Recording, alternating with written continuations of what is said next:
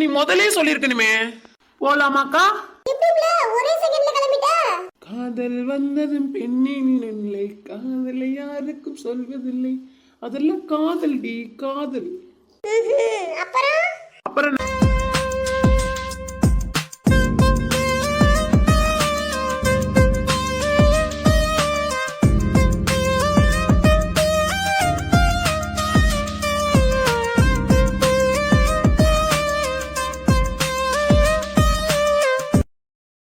Madam எங்க டிப்டாப்பா கிளம்பிட்டு இருக்கீங்க?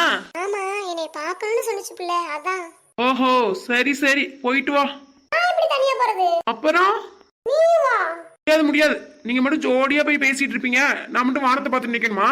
ஆளு வர்றாருடி. இத நீ முதலே சொல்லிருக்கணுமே. போலாமாக்கா? இப்படி ஒரே செகண்ட்ல கிளம்பிட்ட. காதல் வந்ததும் பெண்ணின் நிலை, காதலை யாருக்கும் சொல்வதில்லை, அதெல்லாம் காதல் டி காதல். அப்புறம் அப்புறம் என்ன, போக வேண்டியதான். டைம் வேஸ்ட் பண்ணாதடி, வாக்கா. மாமா உன்னை எவ்வளவு நேரம் ஆச்சு கூப்பிட்டு, சும்மா நின்னுகிட்டே இருக்கா. எனக்கு முன்னாடி இவ கல்யாணம் பண்ணிட்டு போயிடுவா போலயே. போலாமா மேடம்?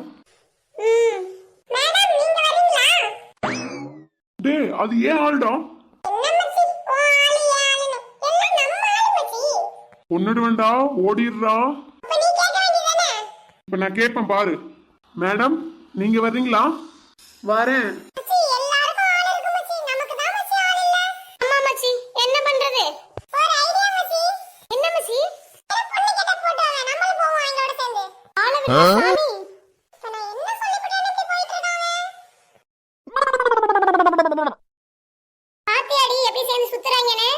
ஆமாண்டி, வா இத போய் காவியாட்ட சொல்லுவோம் நம்ம.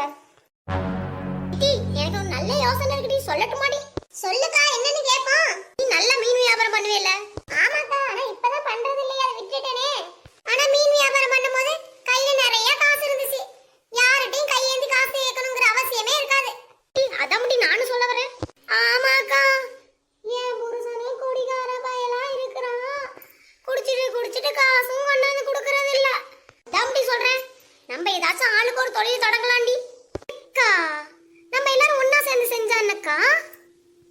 நீ சொல்றது கரெக்ட் தான் முடி, ஆனா பெரிய கடையை திறக்கிற அளவுக்கு நம்ம கிட்ட காசு வேணுமாடி. அதனால இப்ப ஆளுக்கு ஒரு வேலையை பார்ப்போம், அப்புறம் காசு சேர்த்து பெரிய கடையை திறந்து எல்லாரும் ஒண்ணா வேலை பார்க்கலாம்டி. சரிக்கா, நான் வந்து பானிபூரி கடை போடுறேன், காய்கறி விக்கிறேன்க்கா. அக்கா, நான் பழங்கள் விக்கிறேன்க்கா.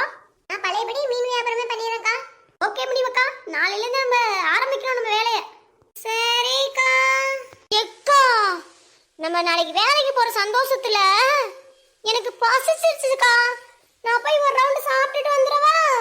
ஆமாடி, காலையில இன்னும் சாப்பிடலையா? சாப்பிட்டேன்க்கா, நாளைக்கு வேலைக்கு போறோம்ல, அந்த சந்தோஷத்துல மறுபடியும் பசிக்குதுக்கா. காலைல எத்தனை மணிக்கு சாப்பிட்ட நீ? இப்பதாக்கா ஒரு 10 நிமிஷத்துக்கு முன்னாடி சாப்பிட்டேன். இந்த பிச்சைக்காரி இந்த வீட்டை விட்டு எப்படி துரத்துறது? இந்த வீட்டை மட்டும் இல்ல, என் மாமா மனசுல இருந்தே அவளை துரத்தணும். காவியா, காவியா, சொல்லணும். என்னது?